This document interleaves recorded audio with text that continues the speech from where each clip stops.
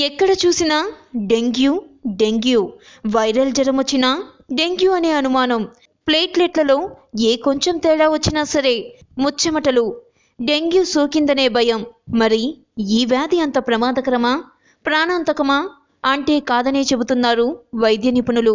గతంలో పోల్చితే నగరంలో డెంగ్యూ కేసులు పెరుగుతున్నప్పటికీ తగిన జాగ్రత్తలు తీసుకోవడం ద్వారా దీని బారి నుంచి తేలిగ్గా బయటపడవచ్చని అంటున్నారు. భయపడాల్సిన అవసరం లేదంటున్న వైద్యులు. ఇంట్లో పరిసరాల్లో పరిశుభ్రత అవసరం. ముందే మేల్కుంటే అసలు ప్రమాదమే లేదు. ఈడిన్ ఈజిప్టై దోమ కారణంగా డెంగ్యూ వస్తుంది. నల్లగా ఉండే ఈ దోమ వంటి మీద తెల్లని చారలు ఉంటాయి. అందుకే దీన్ని టైగర్ దోమ అంటారు. ఇది పగటిపూట ఎక్కువగా కుడుతుంది. శుభ్రమైన నీటిలో వేగంగా వృద్ధి చెందుతుంది. మూతల్లేని నీళ్ల ట్యాంకులు, కొబ్బరి చిప్పలు, పూల కుండీలు, కూలర్లలో నిల్వ ఉన్న నీటిలో పెరుగుతుంది. ఇంటిలో కటన్లు చీకటిగా ఉన్న ప్రాంతాల్లో ఎక్కువగా ఉంటుంది.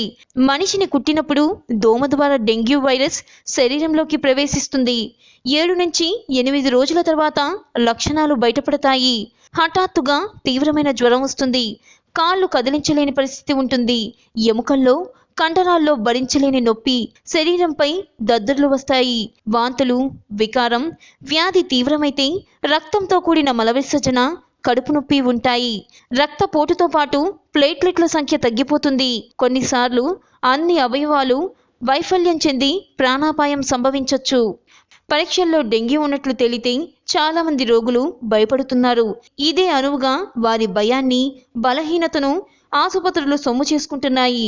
డెంగ్యూ సోకినా అంత భయపడాల్సిన అవసరం లేదని, 90% మందికి ప్రత్యేక చికిత్స కూడా అవసరం లేదంటున్నారు నిపుణులు. ద్రవాలను తాగించడం, ఐవీ ద్రవాలను శరీరంలోకి పంపడం, పారాసెటమాల్ మందులను అందించడం ద్వారానే తగ్గిపోతుంది. కేవలం డెంగ్యూ, హెమోజెరిక్ షాక్ సిండ్రోమ్లకు మారినప్పుడు మాత్రమే ప్రమాదం ఉంటుందని పేర్కొన్నారు. వ్యాధి నిరోధక శక్తి తక్కువగా ఉన్నవారు, 12 ఏళ్లలోపు పిల్లలు, వృద్ధులు, గర్భిణీలు, దీర్ఘకాలిక రోగాలతో బాధపడుతున్న వారికి వ్యాధి సోకితే అప్రమత్తంగా ఉండాలి. లక్షణాలను బట్టి వెంటనే చికిత్స అందించాలి. లేదంటే హెమరేజిక్ షాక్ సిండ్రోమ్లకు దారితీస్తుంది. ప్లేట్లెట్లు పూర్తిగా తగ్గిపోవడం, మల మూత్ర విసర్జనలో రక్తం పడడం, మెదడుపై ప్రభావం చూపి షాక్లోకి వెళ్తారు. కొన్నిసార్లు మరణం కూడా సంభవించవచ్చు. సకాలంలో చికిత్స అందిస్తే వారిలోని వ్యాధిని పూర్తిగా నియంత్రించే వీలుందని వైద్యులు సూచిస్తున్నారు. Like and subscribe Eagle Media Works.